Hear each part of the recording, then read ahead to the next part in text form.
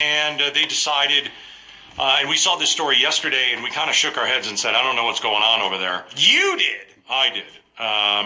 300 people at an outdoor service for Easter, possibly social distancing guidelines in effect. I don't really know how you do that. But a church said, we're going to go ahead with Easter service. And there was a lot of blowback on this. It's a bit reckless. It's not safe. Why do it?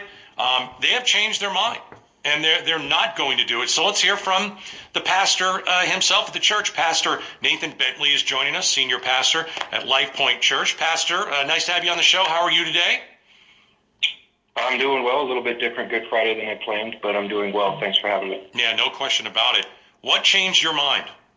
What changed my mind was a lot of time with the other pastors, leaders of our church, and the question we were asking ourselves as we began to see what became a viral blowback that we were not expecting of the community screaming at us, don't do this, was our primary mission, and it has been since I've been out here, is to love our neighbors, to serve our neighbors, to be a light in the community for those who need it. And as we begin to see the blowback, we said, I think our light is dimming here, and if we continue with this, we're going to do more damage than good.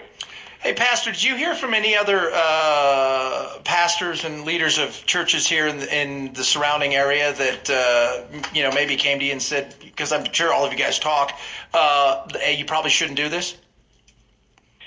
I didn't have any pastors tell me no. I talked with pastors that I know, obviously, and told them what I was doing. Told them that out here in Pinal County, SantanValley.com, you can see on Wednesday, April 8th, they posted a Pinal County guidance for faith-based organizations. And so I looked at all the rules, I looked at the guidelines from that, and said, well, we would fall in line with all of that. We can do that with the space that we have. And so looked at that, talked with them, and they said, well, more power to you if you can do it. And but I didn't know. I guess I didn't gauge what the community response would be. It sounds like you're surprised that there was a viral, blowback. How can you really be surprised by that? I mean, we're in the middle of a pandemic, and I'm going to miss going to Easter service like a lot of people, but I also wouldn't go where there are 300 other people, and I wouldn't expect my church to put that even put that out there. Yeah, no, I appreciate that question. One of the things we see a lot out here, and have seen a lot, and been connected with Sheriff Lamb as well out here, is just an overwhelming amount of depression, anxiety, mental health issues, suicide.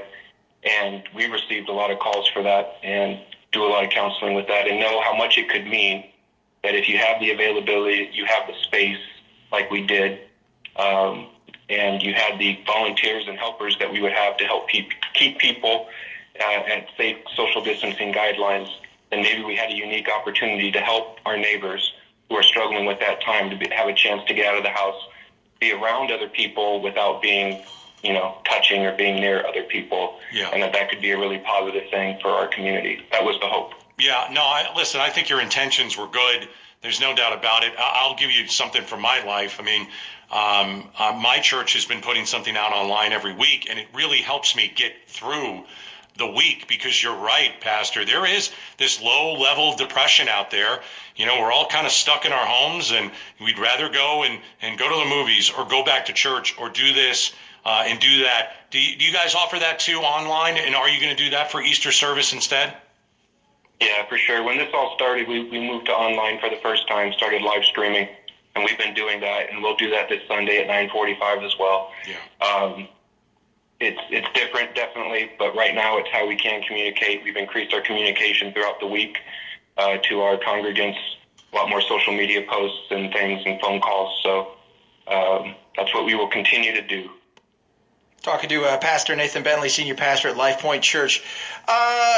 You talked about, you thought you guys could do it safely. What was the setup? Because you were going to do it outside. How were you working around doing that safely? Were you going to have people 6 feet apart? Everybody going to have masks? How was that going to look? Yeah, we had a lot of volunteers who stepped up and said they would help. So we had quite a few people in the parking lot to make sure people weren't congregating in the parking lot, to just remind them, friendly reminder to maintain social distancing. We have about 5 different sidewalks leading into the big grass area space that we have, so we would be able to not have everyone funneled into one entrance, and then we would have volunteers there to stop people, have the marks on the ground for 6 feet distancing, keep families together. It's going to be a picnic in the park style, bring your own chair. Families can sit together, and then the next family was going to be a minimum of 6 feet away from you, and then just begin to plant people all over the grass area like that until the space was full, and hold a service. And we had communion with individual cups that are sealed with the bread on top and the juice, so we wouldn't be passing it out. They would be able to grab it off a table, individual pieces sitting there. And so that's how we were going to do it. We had masks. We had numerous congregants make masks, so that way anyone who wanted a mask would be able to have a mask, and all of our volunteers would be wearing masks. So that was the idea and the intent behind it. Are you disappointed? It sounds like you're disappointed. Yeah, I mean, I am. I get it. I heard the people, and like I said, our number one job, as Christ said, was to love our neighbor. And so I get that, and I get the fear of what this thing can do. And so I want to love our neighbor. I'm disappointed to not meet and see people. Yeah. But at the end of the day, the message of Christ is going to be shared all over the world Sunday and today. And hopefully people will see, because I know there's other churches around the country that are sort of bullheaded, pushing forward, and have made some arrogant statements. And honestly, if this brings about anything, I hope it brings about and shows people that the love of Christ can change you and humble you, and it's not arrogant, that it's more about our neighbors than it is about meeting.